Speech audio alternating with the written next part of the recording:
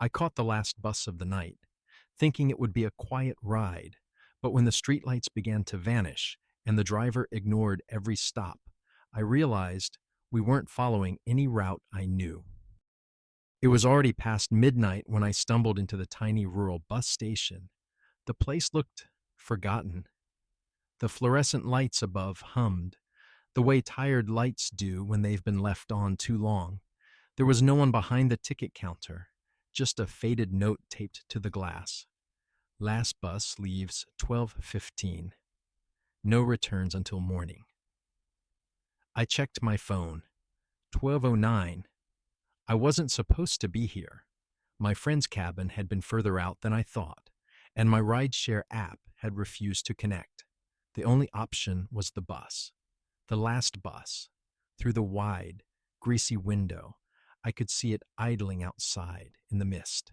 Its headlights were weak, like old eyes, and the paint was that strange faded green you only see on vehicles that have been left in the rain for decades.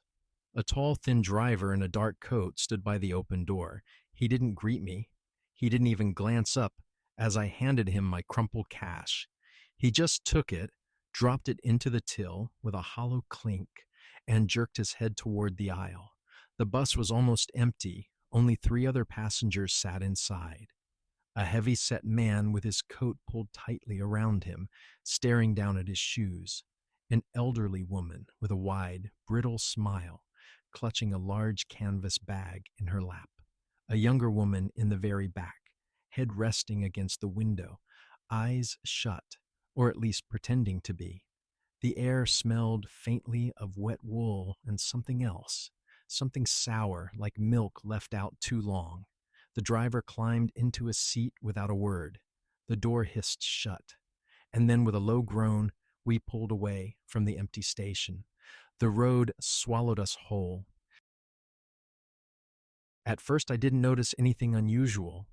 The bus rattled down long, empty roads, the only light coming from occasional street lamps, flickering like dying fireflies. I glanced out the window, expecting to see familiar landmarks, or at least the occasional gas station. Instead, there was nothing. No houses, no cars. Just mile after mile of black trees pressing against the glass. After 20 minutes, we reached a fork in the road. The sign clearly pointed toward the highway on the left, but the driver turned right. The road narrowed. Branches scraped the sides of the bus with long, dragging sounds like fingernails. I leaned toward the aisle. Excuse me, I said softly. The driver didn't answer. I spoke louder. Hey, isn't the highway back the heavy-set man in the seat ahead of me suddenly turned his head. Not fully, but just enough for me to see one wide, bloodshot eye staring at me. Don't talk to him, he muttered. His voice was low, hoarse, like he hadn't used it in years. I leaned back. My skin prickled. The bus lurched as we went over something in the road. The sound it made wasn't like hitting a pothole. It was softer, wet. I glanced at the old woman. Her brittle smile was still fixed on her face, but now she was humming. It was a slow, tuneless hum, rising and falling with each sway of the bus. In the very back, the young woman was no longer pretending to sleep. She was watching me in the reflection of the window, eyes wide, unblinking. That's when I noticed something strange about the bus itself. There were no stop cords, no buttons, no sign telling you what stop was next. It was like this route didn't have stops.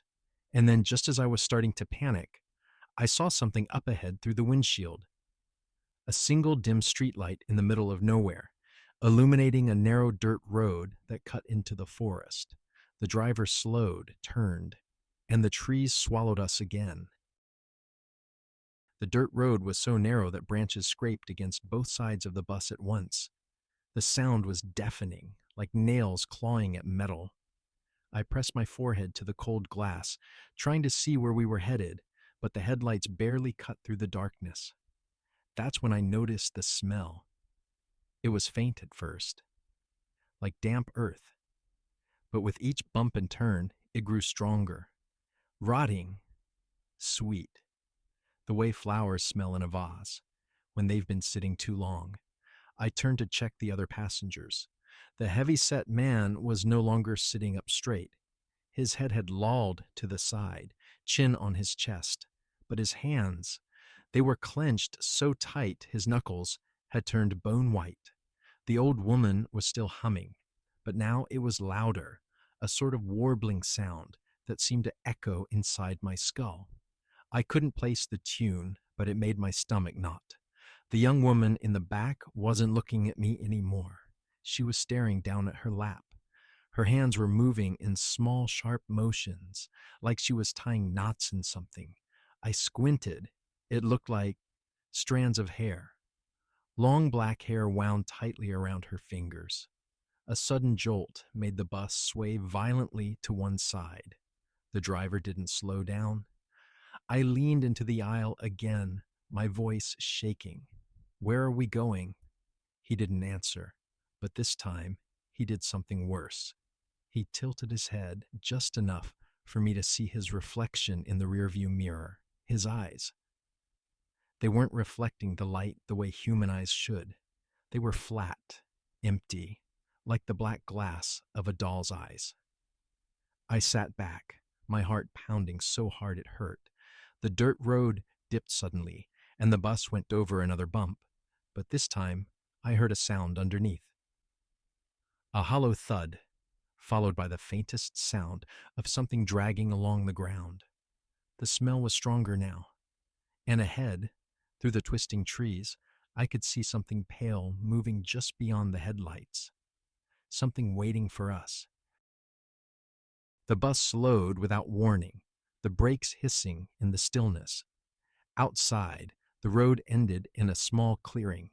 Mist curled low to the ground, swirling in the headlights. There was no station, no sign, no buildings at all. Just a single wooden post with a rusted metal sign hanging from it by one chain. It swung gently, though there was no wind. The driver shifted the bus into neutral.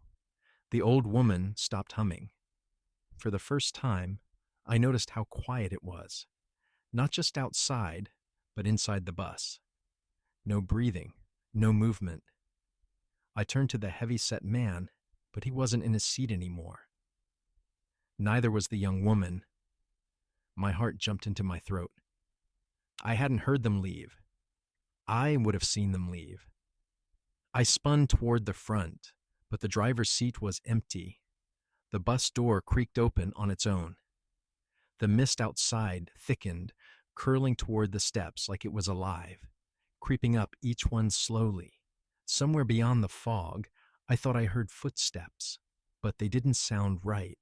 Not the steady thump of a shoe, but a dragging shuffle, uneven and wet.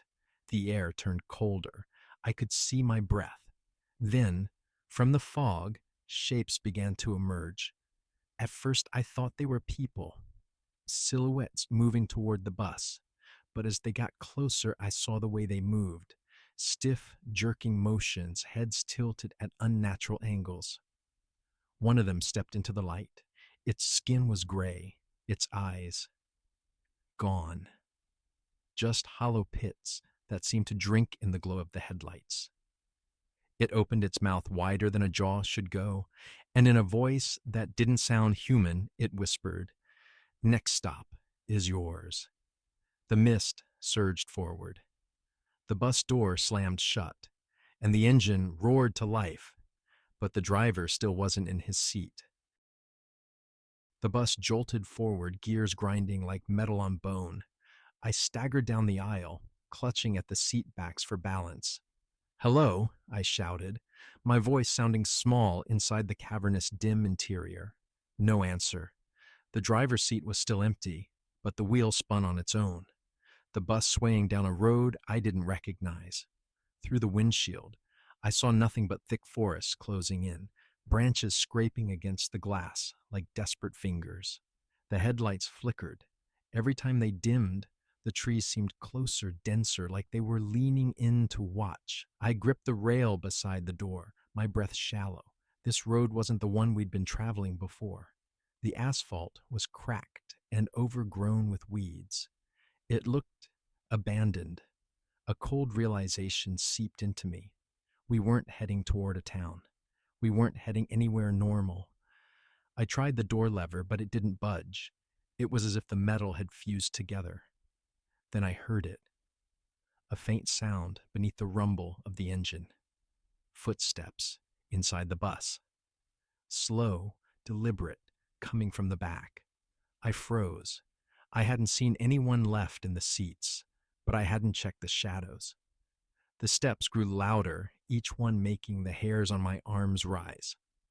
I turned slowly, my eyes straining to adjust to the dark rear of the bus. Something was there, not a person, at least not anymore. Its body was twisted, arms too long, fingers grazing the floor as it walked. Its head lolled to one side, and when it smiled, I saw far too many teeth. It didn't blink, it didn't breathe, and it kept coming. The bus sped up, the engine screaming.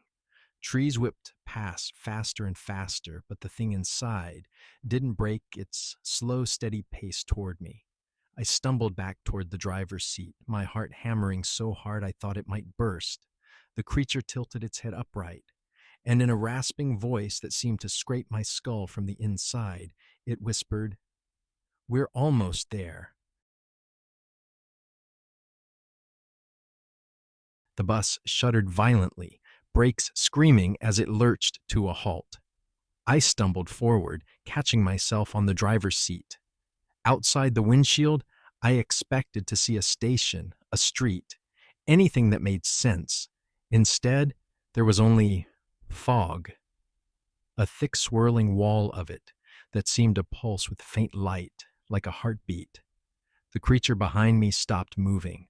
I could feel it watching, its breath, if it could be called that, cold on the back of my neck. The bus doors hissed open on their own. Beyond them was nothing but that shifting mist. No ground, no road, just an endless white void. I wasn't going to step out. I wasn't that stupid. But then I heard voices. They were faint at first, muffled, but growing clearer, and they were familiar. My mother, my best friend, people I knew had died years ago. They were calling my name from inside the fog, their tones warm, urgent, loving.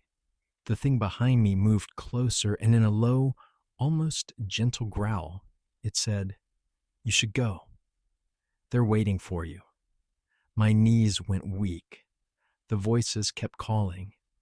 The mist curled at the bus steps like it wanted to climb in and pull me out. I grabbed the rail to keep from falling forward. The air outside smelled sweet, like something from childhood, but underneath was a stench of rot. The driver's seat creaked. I turned my head just enough to see it, and there, suddenly, sat the driver. A pale, eyeless man in an old, moth-eaten uniform. His lipless smile spread impossibly wide. Without moving his mouth, I heard his voice in my head. Next stop, forever. The fog surged forward, swallowing the doorway, the seats, the ceiling. The last thing I felt was the cold touch of hands, dozens of them, pulling me into the white. I woke to the sound of an engine, a low, steady rumble beneath me. When I opened my eyes, I was sitting upright, but not on a bus. I was behind a large, cracked steering wheel.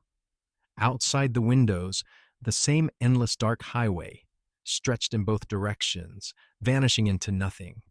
The fog was gone, but I could still feel it clinging to my skin like damp cobwebs. I wasn't alone. In the rearview mirror, rows of passengers sat perfectly still. Some had their heads bowed, others stared blankly forward. Their faces were pale, almost translucent like wax. And then I noticed the driver's uniform on my own body. The name tag stitched over my chest simply read, "Conductor." The first passenger, a woman in the front row, slowly lifted her head. Her eyes met mine. "You have to keep driving," she whispered, "until it's time to stop." I tried to speak, to ask where we were going, but my mouth moved without my control, speaking words I didn't understand. The bus lurched forward on its own, tires humming against the road. Somewhere, far ahead in the black, I could see a faint, glowing mist, and I knew I would be delivering my passengers to it, just like the last driver had delivered me, forever.